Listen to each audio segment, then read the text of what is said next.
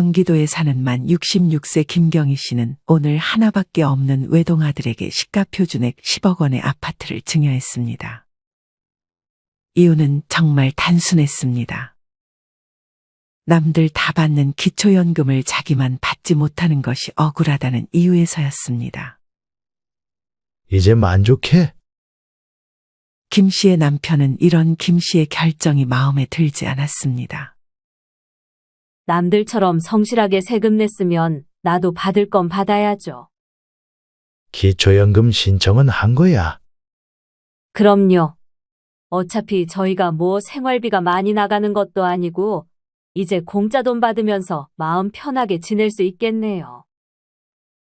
김 씨는 자기가 아파트를 증여했으니 남편에게도 기초연금이 나올 것이라 생각해 들뜬 마음으로 얼른 남편도 데리고 가서 기초연금을 신청했습니다. 하지만 김 씨는 기초연금 지급 대상이 아니라는 말을 들어야 했습니다. 김 씨는 당장 관련 센터에 전화해 그 이유를 물었습니다. 대체 왜 기초연금을 받지 못한다는 거예요? 내가 그거 받으려고 아파트도 포기하면서 증여세까지 전부 부담했는데. 아쉽지만 재산을 증여하거나 처분한다고 해도 곧바로 재산에서 없어지는 게 아니라서요. 그니까 그게 대체 무슨 말씀이냐니까요. 직원은 김 씨가 알아듣기 쉽게 예를 들어 설명해 줬습니다. 직원은 자연적 소비 금액이라는 것이 있다며 이는 즉 증여 등으로 인해 발생하게 되는 재산의 감소분에 대해 매달 자연적으로 차감되는 기본 금액을 의미합니다. 2025년 기준 자연적 소비 금액은 단독 가구의 경우 251만 원, 부부 가구 기준 305만 원 정도가 될 것으로 예상이 되는데 만약 1억 원을 증여했을 경우 김 씨는 부부 가구이기 때문에 305만 원이 매달 차감되는 것입니다. 즉 1억 원을 증여하고 한 달이 지났을 경우에는 1억 원에서 305만 원을 뺀 약 9,695만 원이 재산으로 계산되는 것입니다. 만약 10개월이 지난다면 305만 원 곱하기 10, 즉 3,050만 정도가 빠져 약 6,950만 원 정도의 재산이 아직 남아있는 것으로 계산되는 것입니다. 물론 이미 1억 원은 자신에게 없는 돈임에도 불구하고 말이죠. 김 씨의 경우 시가표 준액 10억 원의 아파트였기 때문에 매달 305만 원씩 차감돼 완전히 재산상에서 10억 원이라는 금액이 차감되려면 33개월 정도가 지나야 합니다. 이는 증여세나 상속세를 납부했는지와 관계없이 모두 반영되는 것입니다. 김 씨는 그제서야 직원의 말을 이해하고 자신의 무지로 인해 원치 않았던 결과를 받아들여야 했습니다. 불행히도 김 씨의 남편도 이 같은 사실을 알지 못했습니다. 아니, 나한테 없는 거면 바로 재산에서 빼줘야 되는 거 아니에요? 대체 왜 그렇게 정한 거예요? 김 씨는 인정하기 싫은 마음에 직원에게 화풀이를 했습니다. 아무래도 자식들에게 편법으로 증여하는 걸 막기 위해 이런 제도를 만든 것 같습니다. 직원은 친절하게 김 씨에게 설명해 줬습니다. 김 씨는 울며 겨자 먹기로 남편에게도 이 사실을 알렸습니다. 그러게 내가 그냥 기초연금 받지 말자고 했잖아. 겨우 몇 푼 더 받아보겠다고 이게 뭐야? 당장 아들한테 준 아파트라도 가져와요. 이제 와서 그걸 또 어떻게 달라 그래? 그때 분명 저희가 완전히 주는 건 아니고 그냥 가지고만 있으라 잘 설명했잖아요. 김 씨는 그렇게 곧장 아들에게 전화를 걸었습니다. 엄마, 죄송해요. 뭐가 죄송하다는 거야? 실은 제가 증여해주신 아파트로 담보대출을 받았어요. 뭐? 너 지금 제정신이야? 그 돈은 어떻게 됐는데? 정말 괜찮은 사업 아이템이 있었는데 이렇게 빨리 망할 줄 몰랐어요. 그 돈을 홀라당 날렸다는 거야? 아들은 그새를 못 참고 아파트로 담보대출을 받아 사업을 했는데 몇 달 만에 그 돈을 모두 날려버린 것이었습니다. 김 씨는 그저 자기 자신을 탓했습니다. 김 씨와 남편은 결국 더욱 허리띠를 졸라매며 쉽지 않은 노후를 보내게 생겼습니다. 한편 충청도에 사는 만 68세 최필영 씨는 오늘 아내와 법원으로 발걸음을 옮기는 중입니다. 이유는 기초연금을 몇 푼이라도 더 받기 위함이었습니다. 꼭 이렇게까지 해야겠어요? 이건 바람직한 방법이 아닌 것 같은데. 최 씨의 아내는 이런 최 씨의 행동이 이해가 되지 않았습니다. 한 달에 우리 둘이 합하면 10만 원 가까이도 더 받을 수 있다니까. 이혼했다 하고 그냥 같이 살면 그만이지. 누가 설마 우리를 감시라도 하겠어? 최 씨는 국민연금 연계 감액제도와 부부 감액제도에 큰 불만이 있었습니다. 국민연금 연계 감액이란 국민연금을 기초연금의 150% 초과해서 받을 경우 기존 연금액의 50%까지 감액하는 제도입니다. 부부 가구일 경우 여기에 더해 20% 추가로 감액이 됩니다. 계산을 해보면 2025년 단독 가구 기준 최대로 받을 수 있는 기초연금은 34만 3,510원인데 여기서 150%는 51만 5,300원 정도입니다. 즉 51만 5,300원보다 국민연금을 더 받는 경우에는 기초연금이 최대 17만 1,800원까지 감액당할 수 있는 것입니다. 최 씨와 아내는 공교롭게도 각각 100만 원 정도의 비슷한 국민연금을 받고 있었습니다. 최 씨처럼 국민연금 100만 원을 받을 경우 기초연금 최대 금액인 34만 3,510원에서 약 9만 7천 원 정도가 국민연금 연계 감액으로 인해 감액되어 24만 6천 원 정도 받게 됩니다. 하지만 여기서 끝이 아닙니다. 부부가구의 경우 여기서 20% 추가 감액이 되어 24만 6천 원에서 20% 감액된, 즉 0.8을 곱해줘야 합니다. 그럼 최 씨는 한 달에 19만 7천 원 정도의 기초연금을 받게 되는 것입니다. 아내도 최 씨와 비슷하게 국민연금을 100만 원 정도 받기 때문에 아내도 원래 받을 기초연금에서 5만 원 정도 덜 받게 되는 것이었습니다. 부부 둘이 합해 총 한 달에 10만 원 정도 더 받아보겠다고 최 씨는 아내와 위장 이혼을 하러 법원을 찾은 것이었습니다. 최 씨는 그저 서류상만 이혼할 뿐 어차피 헤어질 생각은 없었기 때문에 손해보는 장사는 아니라고 생각했습니다. 최 씨는 자신이 잘못하는 게 아니라 나라가 위장이혼을 부추기고 있다며 나라 탓을 했습니다. 사실 최 씨처럼 기초연금을 더 받아보겠다고 위장이혼을 하는 것은 절대 바람직하지 않지만 크게 봤을 때 제도적으로 문제가 있다는 사실은 부인할 수 없는 것 같습니다. 여러분은 최 씨처럼 연금을 더 받기 위해 위장이혼을 하는 것에 대해 어떤 생각을 가지고 계신가요? 최 씨는 여기서 그치지 않고 외국인들에게 혜택을 주는 것도 비판했습니다. 외국에 살다 다시 들어온 노인들한테 대체 왜 우리의 아까운 세금을 줘야 하는 거야? 그 사람들이 우리나라에 어떤 기여를 했다고. 세금도 안 내거나 얼마 내지도 않는 사람들인데 말이야. 최 씨의 말처럼 우리나라에서 기초연금을 타는 복수국적을 가진 노인이 무려 5,699명이나 된다고 합니다. 이는 해마다 늘어 최근 10년 새 5배에 달하고 있습니다. 심지어 복수국적자에게 지급한 기초연금액이 2014년과 비교해 무려 9.3배로 급증했다고 합니다. 최 씨의 말도 이해가 갑니다. 사실 복수국적자들은 인생 대부분을 장기간 해외에서 지내며 국내에서는 세금을 거의 내지 않는 등 우리나라에서 실질적인 재정 기여도가 거의 없었기 때문입니다. 아직 우리나라는 세금을 부담하지 않았을 가능성이 높은 복수국적 노인이라 하더라도 소득 하위 70%라는 기준만 충족하면 그 어떤 제한도 없이 다른 국민들이 성실하게 낸 세금으로 기초연금을 지급했습니다. 심지어 해외 재산은 정부가 직접 파악하기 어렵기 때문에 일부 복수 국적자는 외국에 살 때 매달 수백 달러의 개인연금을 받고 있음에도 국내에 들어오면 소득 인정액이 0원으로 평가되면서 기초연금을 받아갑니다. 다행히 이와 관련해서 제도 개선이 이루어지는 모습이 보이고 있습니다. 보건복지부에 따르면 65세 이상의 복수국적 노인이 국내로 들어와 기초연금을 받으려면 19세 이후 국내에서 5년 이상 살았는지를 확인하는 거주 요건을 추가하기로 했다고 합니다. 이마저도 조금 부족하다는 생각이 들긴 하지만 하루빨리 관련 제도가 개선이 돼서 성실하게 세금을 낸 사람들이 피해를 보는 일은 없었으면 좋겠습니다.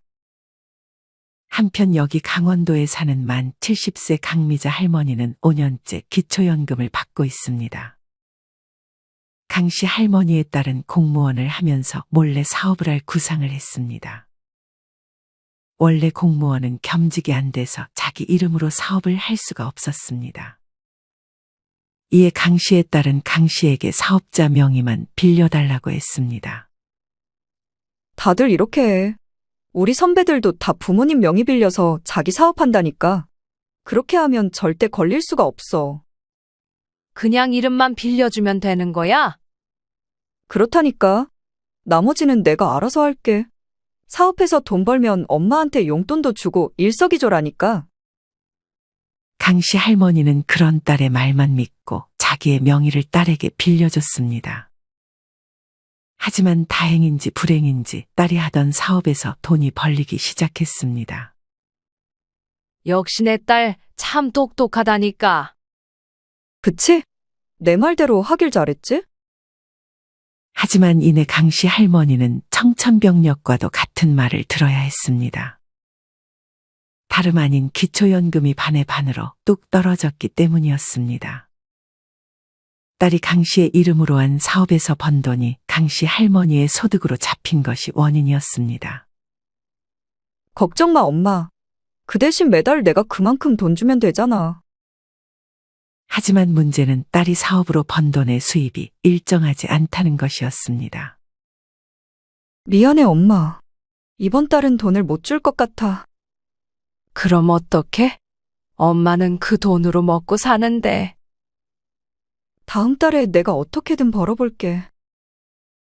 딸은 불규칙적으로 강 씨 할머니에게 돈을 주기 시작했습니다. 어떤 달은 조금 많이 주긴 했지만 어떤 달은 딸에게서 한 푼도 받을 수 없었습니다. 강 씨 할머니는 그냥 마음 편하게 일정하게 규칙적으로 나오는 게 좋았지만 이제는 다음 달에 돈을 받을 수 있을지 없을지 확신하지 못한 채로 불안감을 안고 살아가야 했습니다. 강 씨 할머니는 그렇게 딸에게 명의를 빌려준 것을 후회했습니다. 한편 여기 경상도에 혼자 사는 만 67세 백두석 씨가 있습니다. 백 씨는 현재 시가 5억 원 아파트 2채를 가지고 있었습니다. 그중 한 채는 3억 원의 전세를 주고 있었습니다. 백 씨는 술을 마시며 친구와 대화를 나누다 기초연금에 대한 이야기가 나왔는데 혹시 자신도 기초연금을 받을 수 있는지가 궁금했습니다. 백 씨는 당연히 못 받겠거니 해서 신청을 하지 않고 있었는데 받을 수 있다면 굳이 이걸 거부할 이유는 없었습니다. 어릴 때부터 워낙 공부를 잘했던 백 씨는 스스로 이에 대한 정보를 찾아보기 시작했습니다. 이때 당시 시가 표준액은 시가의 60%였고 백 씨가 소유한 아파트의 시가는 각각 5억 원이었기 때문에 5억의 60%, 즉 5억에서 0.6을 곱하면 3억이었고 두 채의 시가 표준액을 더하면 6억이 됩니다. 여기서 중소도시에 살고 있던 백 씨는 8,500만 원을 공제받아 6억에서 8,500만 원을 빼주면 5억 1,500만 원이 됩니다. 여기서 전세보증금의 경우 해당 아파트 시가 표준액의 50%까지 공제가 돼서 3억의 50%인 1.5억이 추가로 공제가 됩니다. 5억 1,500만 원에서 1억 5천만 원을 빼주면 3억 6,500만 원이 되고 다시 여기서 소득환산율 4%를 적용해준 후 12개월로 나누면 약 121만 원이 백 씨의 소득인정액이 되는 것입니다. 물론 이외에도 재산이 있었지만 그 이외의 것들을 다 더해도 2025년 단독가구 기준 예상 기초연금 선정 기준액 228만 원 이하였기에 백 씨는 기초연금 지급 대상자였습니다. 백 씨는 원래부터 기초연금을 받을 수 있었지만 지난 2년간 기초연금을 받지 못하고 있었던 것이었습니다. 백 씨는 같이 술을 마신 친구 덕에 기초연금을 신청해 매달 받는 연금이 추가돼 친구에게 비싼 술을 한 번 사줬습니다. 백 씨의 친구는 자기 아는 지인이 있다며 똑똑한 백 씨에게 자기 지인도 기초연금을 받을 수 있는지 물었습니다. 이후 친구의 전화에 친구의 지인 고 씨가 술자리에 얼굴을 비쳤습니다. 이번 일을 계기로 기초연금에 대해 아주 잘 알게 된 백 씨는 어떤 부분이 궁금한지 물었습니다.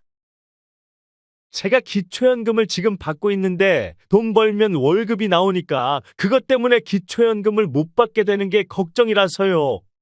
만약 이래서 돈 버는 대신 기초연금 못 받게 되면 차라리 놀면서 기초연금 받으며 생활하는 게 낫지 않아요? 꼭 일을 한다고 기초연금을 못 받는 건 아니에요.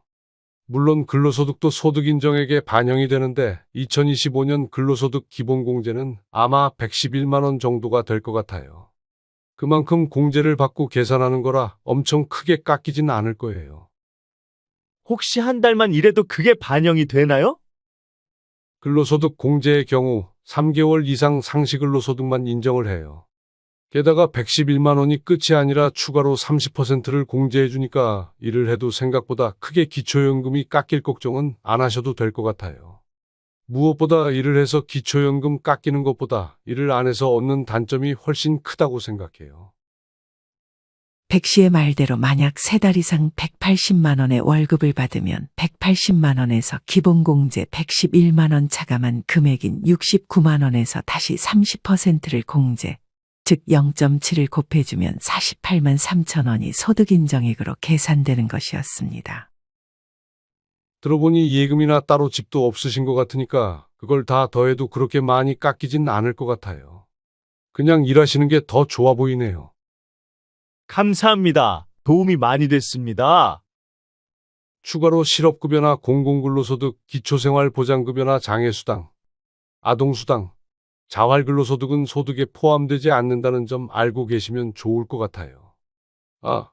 만약 나중에 산재급여를 받게 되면 그거는 소득의 100% 반영이 돼요.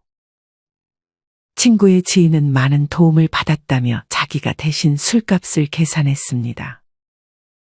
한편 이번에는 서울에 사는 만 71세 조영남 할아버지를 만나보겠습니다. 조 씨 할아버지는 매달 받는 기초연금이 아주 큰 힘이 되어주고 있습니다. 기초연금에 더해 물론 감액이 되긴 하지만 국민연금도 받고 있으니 씀씀이가 크지 않았던 조 씨에게는 아주 달콤했습니다. 조 씨는 이렇게만 평생 살면 여한이 없겠다고 생각했습니다. 그러던 어느 날 조 씨의 자식들이 조 씨의 생일 선물로 다 같이 전기차를 해주겠다고 했습니다. 전기차. 난 그냥 지금 타는 트럭으로도 만족하는데. 아버지 지금 차가 몇 년 된 차인데요. 너무 오래 타셨어요. 사고 나면 어쩌려고요. 전기차도 한번 타보고 싶어 하셨잖아요. 그래. 그럼 한번 타볼까? 조 씨는 마지못해 하는 척 자식들의 선물을 기쁜 마음으로 받았습니다. 하지만 불행히도 하반기에 실시되는 정기조사에서 조 씨가 소유한 전기차가 재산으로 잡히면서 조 씨는 기초연금을 더는 받을 수 없게 됐습니다. 차량가액 4천만 원이 넘는 차를 소유하면 가차없이 기초연금에서 탈락되는 제도가 있었기 때문이었습니다. 조 씨는 곧바로 자식에게 전화해 얼마 주고 차를 샀는지 물었습니다. 4천만 원이 넘었나? 한번 오빠한테 물어볼게요. 혹시 보조금은 뺀 금액이야? 보조금 포함하면 당연히 4천만 원이 넘겠네요.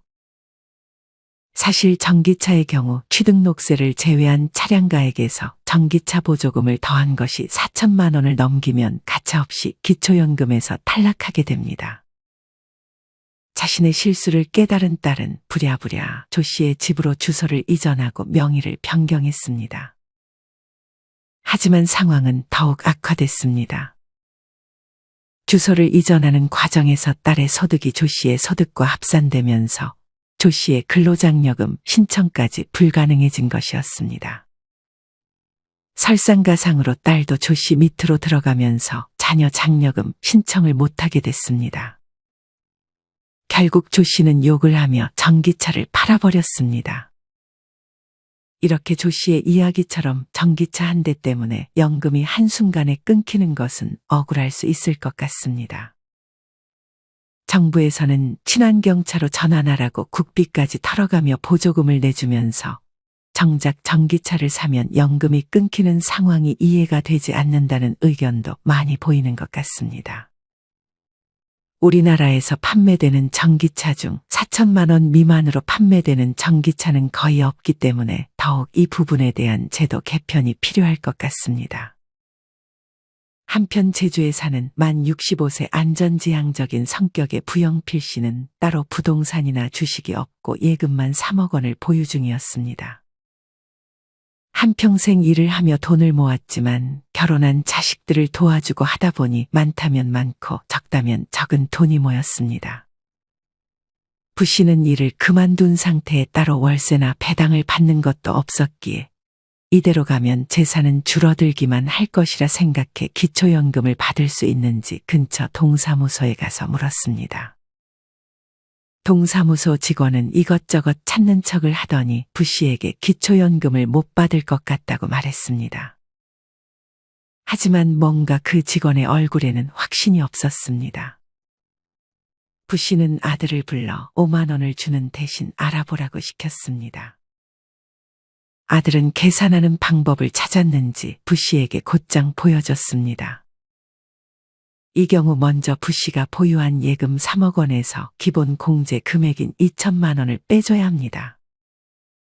그리고 공제 후 금액 2억 8천만 원에서 소득환산율 4%를 적용해주고 12개월로 나누면 약 93만 원이 부 씨의 소득 인정액으로 계산되는 것입니다. 하지만 예금의 경우 이게 끝이 아닙니다. 이자 소득에 대한 계산도 더해줘야 합니다.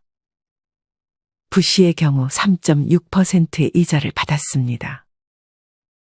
3억 원의 이자 3.6%를 적용하면 1,080만 원이고 이것을 또 12개월로 나누면 90만 원이 부 씨가 받을 이자 소득에 대한 소득인정액으로 계산되는 것입니다. 93만 원에서 90만 원을 더한 183만 원이 부 씨가 가진 예금 3억 원에 대한 총 소득 인정액이었고 이는 단독가구 기준 2025년 예상 기준금액인 228만 원 이하이기 때문에 부 씨도 기초연금을 받을 수 있었습니다. 참고로 이자소득의 경우 이자소득이 발생한 달이 속한 해에 다음해 4월부터 기초연금에 반영이 됩니다. 예를 들어 2024년 7월에 이자소득을 받았다면 내년 2025년 4월부터 이자소득에 대한 소득인정액이 반영되는 것입니다. 부 씨는 비록 소정의 금액이지만 그래도 한 번의 귀찮음만 감수하면 공짜로 돈을 받을 수 있었기에 귀찮음을 감수하고 기초연금 신청을 했습니다. 한편 부 씨의 친구 정교상 씨는 현재 생계급여를 받으며 생활하고 있었습니다. 정 씨는 가족이 없었고 부 씨와만 가끔 교류를 하고 있었습니다. 정 씨는 생계급여를 받는 자신도 기초연금을 받을 수 있는지 궁금해 부 씨에게 도움을 청했습니다. 부 씨는 아들에게 알아보는 김에 이 부분도 알아봐 달라고 부탁했습니다. 아들은 흔쾌히 관련 정보를 찾아줬습니다. 내년에 생계급여 76만 원을 받는다고 하셨죠? 이 경우에 기초연금을 받긴 받을 수 있는데 그만큼 생계급여에서 깎이는 것 같네요. 아들은 예를 들어가며 설명을 해줬습니다. 만약 내년도 생계급여 76만 원을 받는다고 가정했을 때 여기서 기초연금 34만 원을 받게 되면 20일에 지급되는 생계급여는 생계급여에서 기초연금이 차감되어 즉 76만 원 빼기 34만 원을 한 42만 원이 지급됩니다. 그리고 이후 기초연금이 지급되는 25일에 기초연금 34만 원이 지급되고 여기다가 기초연금 추가 금액 10%가 더해져 3만 4천 원이 더해진 37만 4천 원을 받게 되는 것입니다. 그럼 총 79만 4천 원을 받게 돼서 기존 생계 급여만 받았을 경우 받게 되는 76만 원보다 3만 4천 원 정도를 더 받게 되는 것이 됩니다. 여기서 기초연금 추가 금액의 경우 30에서 50%까지 늘어날 가능성도 있다고 하니 만약 늘어나면 이보다 더 많은 금액을 받을 수 있게 됩니다.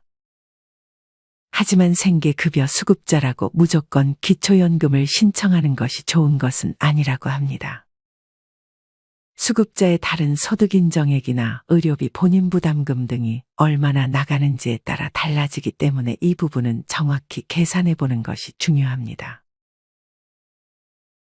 이처럼 기초연금은 어떻게 보면 노후에 최소한의 삶을 누릴 수 있게 도와주는 좋은 혜택이다 보니 많은 분들이 기초연금을 받고 싶어 하지만 정작 어떤 기준으로 계산되고 어떤 조건을 갖춰야 하는지 잘 모르는 경우가 많은 것 같습니다. 내가 못 받을 거라고 생각하는 분들 중에 실제로 받을 수 있는 경우도 많습니다. 기초연금은 매년 바뀌는 제도이기 때문에 어떤 점이 변화하는지 꼭 한 번씩 체크해서 1년에 2번 실시하는 조사에서 기초연금이 탈락하거나 원래 받던 것보다 깎여서 생활이 힘들어지는 일이 없으셨으면 좋겠습니다. 오늘의 영상이 도움이 되셨기를 바라며 이상으로 오늘의 영상을 마치겠습니다. 우리 모든 구독자분들의 행복한 여생을 응원합니다.